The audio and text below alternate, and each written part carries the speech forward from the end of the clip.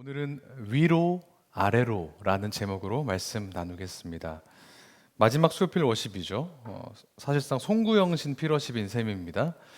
그래서 어떻게 말씀을 나누면 좋을까 생각을 하다가 이 설교의 앞부분을 잠깐 한 해를 돌아보는 시간으로 가지려고 합니다. 여러분의 참여가, 적극적인 참여가 필요합니다. 하지만 말씀하실 필요도 없고 저한테 액션을 보여주실 필요도 없습니다. 상상을 하는 것이 필요합니다. 머릿속에 노트를 하나 떠올려 보겠습니다. 이제는 PC나 태블릿이 더 익숙해서 실물을 본 적이 거의 없는 종이 노트를 하나 떠올려 보는 거예요. 혹시 상상력이 부족하신 분이 있을까 하여 제가 종이 노트를 하나 가져왔습니다. 머릿속으로 떠올리시면 됩니다.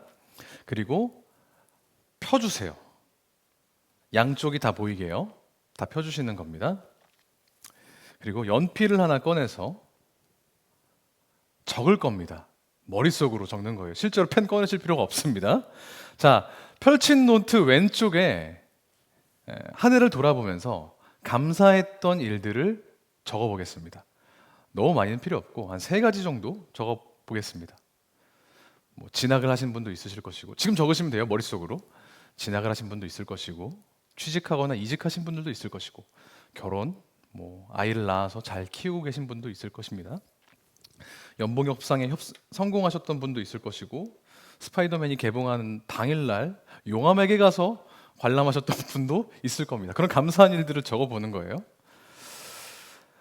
드물지만 올 한 해 하나님을 더욱더 깊이 경험할 수 있게 되어서 참 감사하다라고, 그런 감사 기도 제목, 그런 간증을 내시는 분들도 덜어 있더라고요. 정말 감사한 일입니다. 여러분들은 어떤 감사의 기도 제목을, 감사의 제목을 적으셨습니까?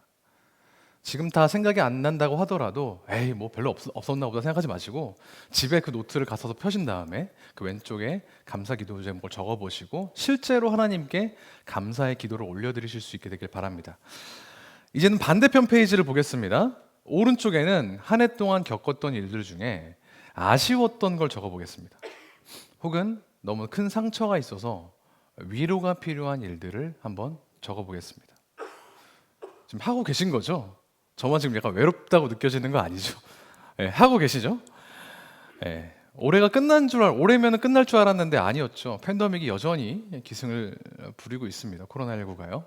그런 일들이 있을 수도 있고, 팬데믹 때문에 사람들과 더 만나서 이야기 나누지 못하는 그런 상황들일 수도 있고, 또 예기치 못한 상황 때문에 상실이나 아픔을 겪고 계신 분들도 있을 겁니다. 그런 것들을 한번 적어 보시죠. 다른 사람에게 쉽게 이야기하지 못하는 그런 아픔들이 우리 안에 있는데, 또 상황이 또 이렇다 보니까 그 얘기를 남들에게 쉽게 하지 못하는 경우, 특별히 약물이나 예사랑이 다쳤으니까요, 사실상으로 그런 이야기를 나누지 못하는 경우들도 많이 있음을 제가 듣고 있습니다.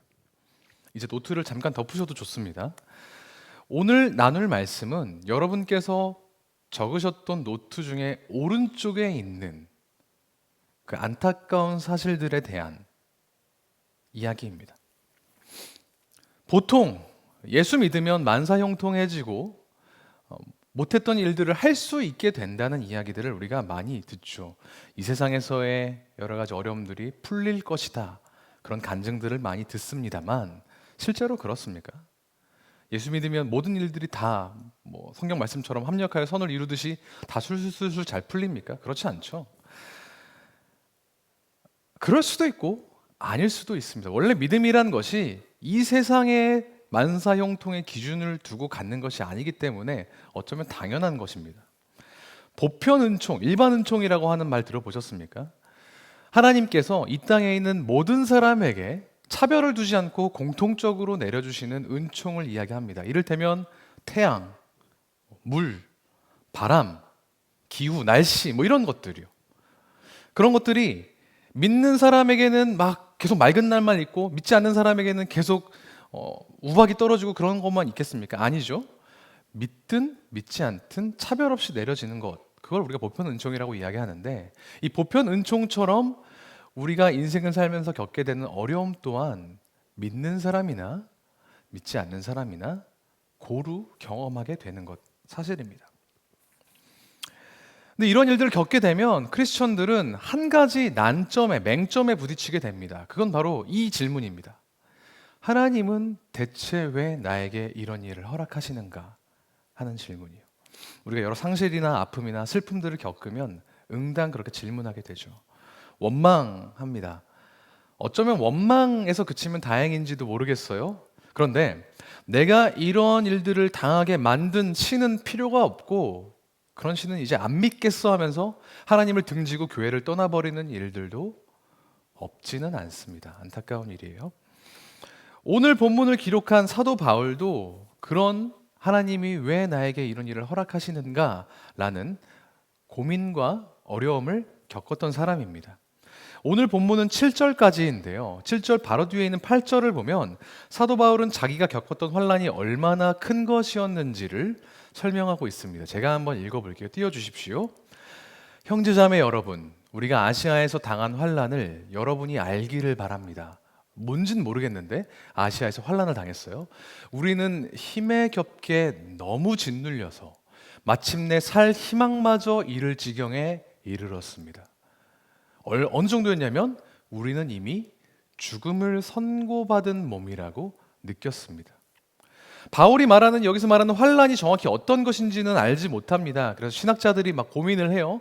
실제로 로마 제국으로부터 사형 선고를 받은 것을 이야기하는 것이다. 아니다. 그가 오랫동안 가지고 있었던 육체적 질병이 너무너무 괴로워서 죽을 것 같았다라고 이야기하는 것이다. 아니다. 정신적으로 심리적으로 깊은 번아웃을 경험했기 때문에 일종의 우울증 같은 것이었을 것이다. 여러모로 분석을 합니다만 정확한 원인은 모릅니다. 하지만 분명한 건 바울은 이게 마치 사형 선고다라고 느낄 정도로 괴로워했다는 겁니다. 근데 그거 아십니까? 사도 바울은 굉장히 냉철한 사람이었습니다. 만약에 MBTI 검사를 했으면 앞에 거 뒤에 거는 몰라도 가운데 두 개는 N과 T가 나왔을 것이라고 여겨져요. 굉장히 냉철하고 논리적인 사람이었다는 거죠. 그래서 그런지 바울이 쓴 서신서는 전부 다 논리적입니다. 주장이 있으면 근거가 있고 권면이 있으면 그에 해당하는 설명들이 있습니다. 로마서는 한 편의 논문처럼 여겨질 정도로 믿음과 구원의 관계를 잘 설명해냈고요. 그래서 보통 설교자들이 농담처럼 로마서를 가지고 설교하면 망한다는 속설이 있을 정도입니다.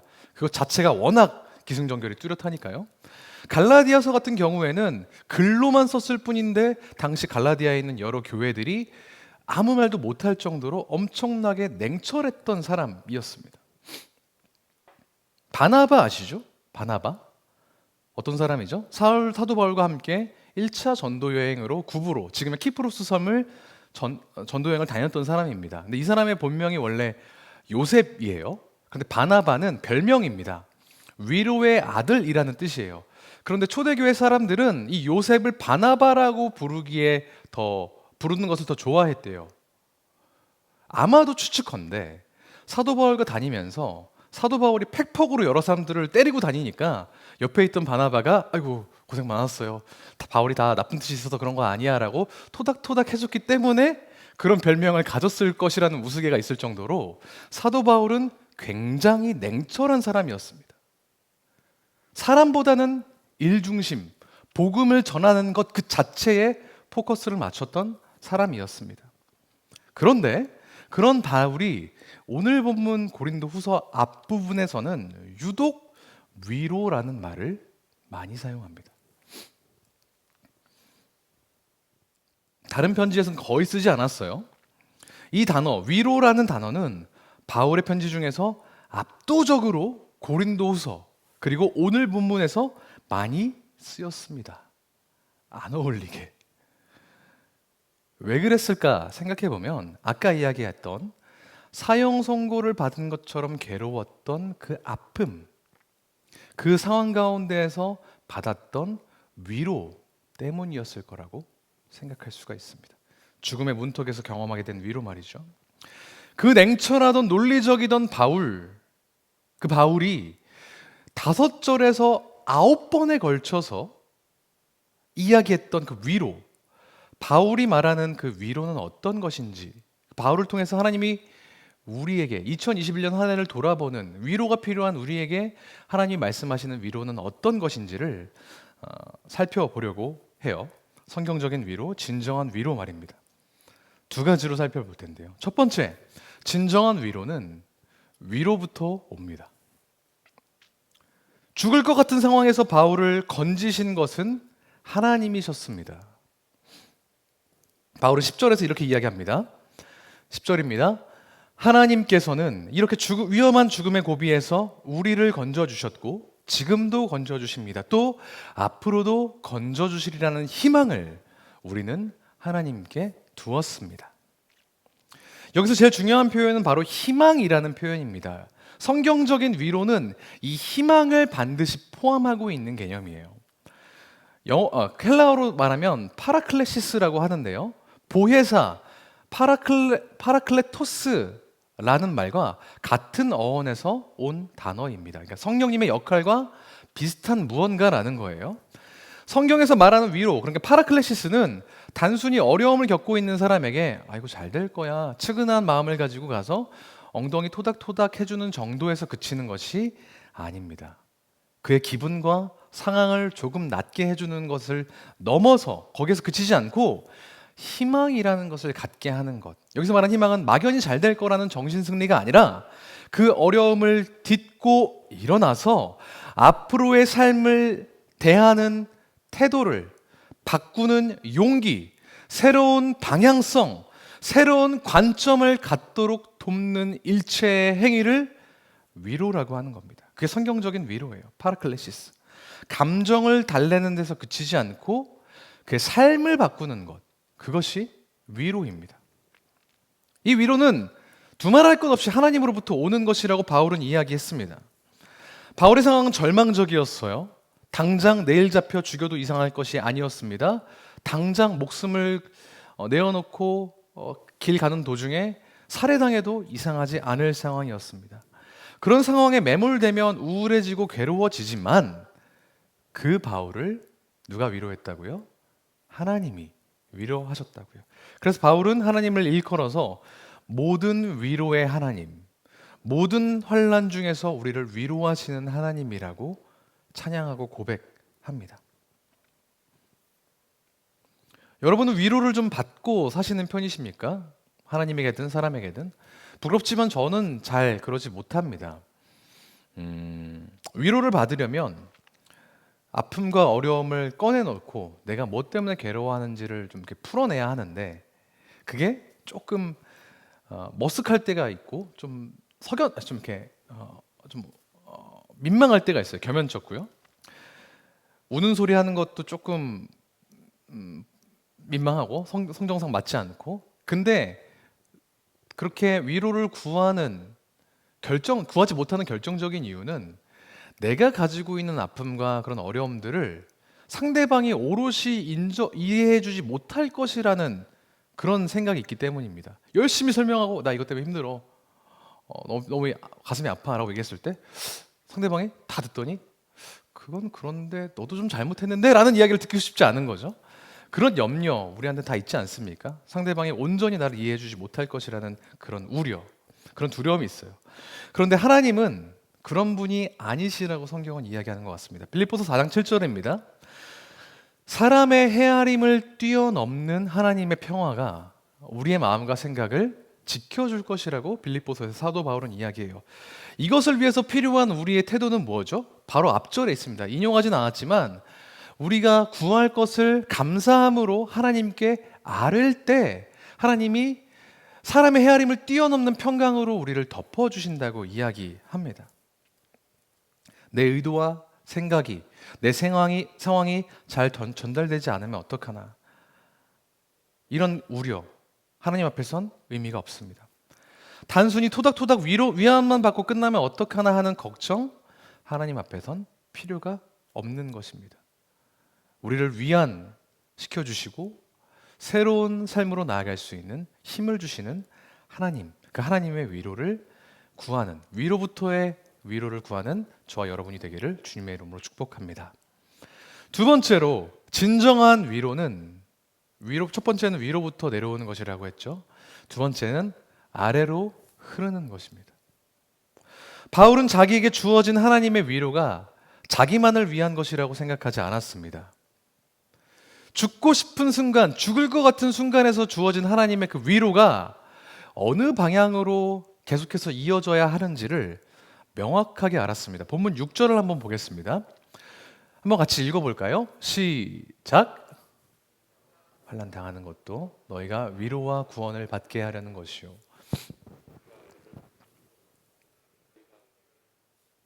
이 위로가 너희 속에 역사하여 우리가 받는 것 같은 고난을 너희도 견디게 하느니라. 바울은 그리스도로부터 받은 위로를, 그 위로를 통해서 자기가 고린도 사람들, 그 교회 사람들을 위로할 수 있다고 고백합니다. 그게 진정한 위로, 성경적인 위로의 요체였습니다. 세상에서 가장 힘든 군부대가 어딘지 아십니까? 군대 다녀오신 분들은 아실죠? 내가 나온 부대. 감사합니다. 그런 의미에서 세상에서 가장 힘든 부대는 15사단 신병교육대, 제가 나온 부대였습니다. 믿으시면 아멘. 죄송합니다. 조교라고 하면 보통 빨간 모자를 쓰고 폼 잡고 있는 카리스마 있는 존재를 생각하게 마련입니다만, 저를 보시면 아시겠지만 안 그런 사람도 많았습니다.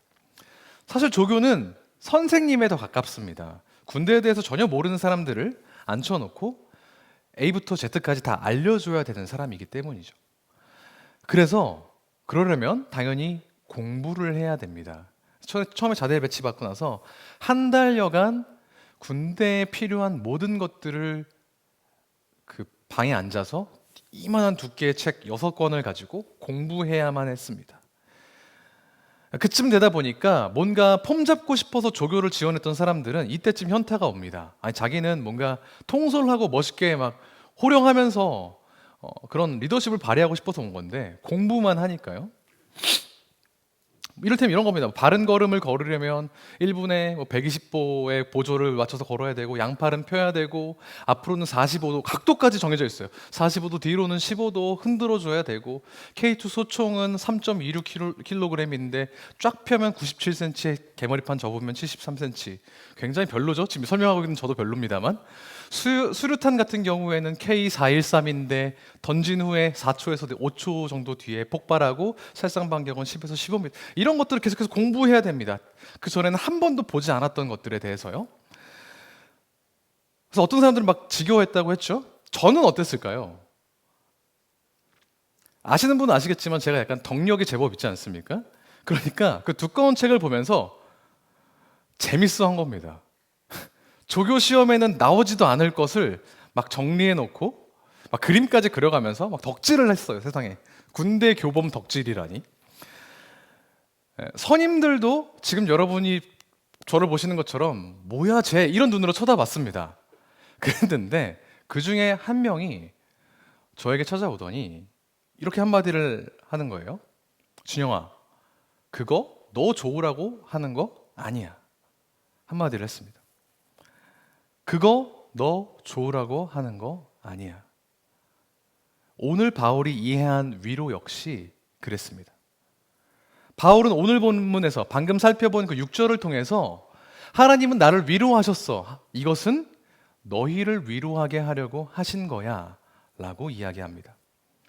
우리 하나님은 이 세상에 있는 모든 사람들 70억 인구 한 사람 한 사람을 직접 터치하셔서 위로하실 수 있는 분이신 줄 믿습니다. 그렇게 믿으십니까? 그렇지만 그렇게 하시지 않았어요. 않고 계세요. 왜 그렇습니까? 우리가 고난을 통해서 받은 그 위로로 하여금 우리가 다른 사람들을 위로할 여지를 남겨놓으신 겁니다. 우리가 우리의 고난을 통해서, 우리가 받은 위로를 통해서 다른 사람을 위로할 수 있도록, 위로할 수밖에 없도록 그 거대한 연속되는 위로의 도미노 사이에 우리를 초청하신 겁니다. 위로받은 사람이 위로하고 그 사람이 또 다른 사람을 위로하고 연쇄 반응을 일으키도록 하신 것이죠.